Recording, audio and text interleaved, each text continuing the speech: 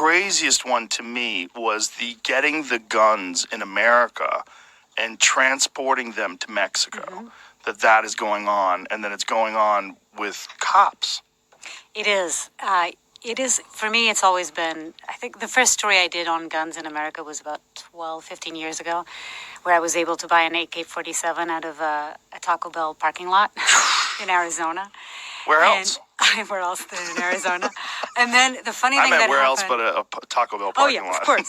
Both those things. Of course. And then we went to a bar to sort of celebrate the fact that we just filmed this crazy thing that had just happened, because we knew it was possible that people were doing this, but we wanted to show it with our camera. So we had sort of secret cameras filming, and then I went out and I bought it, and we went out to a bar after, and I ordered a beer, and I forgot my driver's license, so it didn't give me a beer. That's hilarious. Isn't that funny? So no beer, but I could go out with an AK-47. And a few days later, we bought a 50 cal out of a guy's garage that we went out into the desert and filmed. Women like it when they get carded.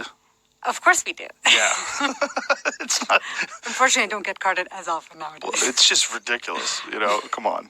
I guess they have to, but whatever. It's come on. It's ridiculous. Crazy. I know. 21? Come on. I know. Look at me.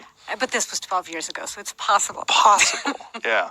How hard is it to buy an AK-47? It was so easy. We went online at the time. I can't remember what the name of the website, Backpage. At the time, there was a website called Backpage where you could essentially buy anything. I don't think that website exists anymore. But it's not even on the black market, regular online website. And we went there, and within, I think we spoke to the guy 20 minutes before.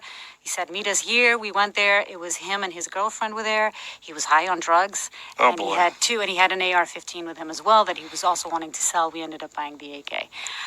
But yeah, so I've been fascinated with sort of how easy it is. How do you know he was high on drugs? Because you could tell. I've reported enough on drugs. And meth, you think? At the time, probably. He was very jittery. Yeah. Yeah, it was definitely an upper of sorts. Jesus. And then, so then we decided to do this for the first season, actually, of Trafficked, a story on guns and how American guns are winding up in the hands of the cartel in Mexico and how it's responsible for so much of the violence that's happening there.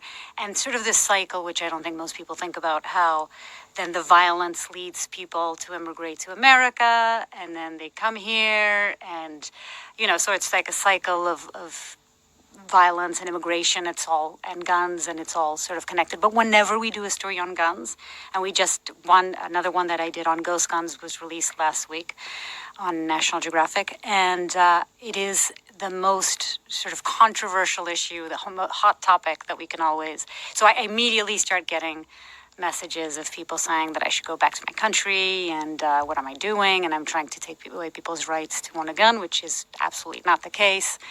And it's the idea that people wouldn't want to know that police officers are confiscating guns and then selling those guns to the Mexican cartel, that you as a legal, law-abiding gun owner in America wouldn't want that exposed. Yeah, absolutely.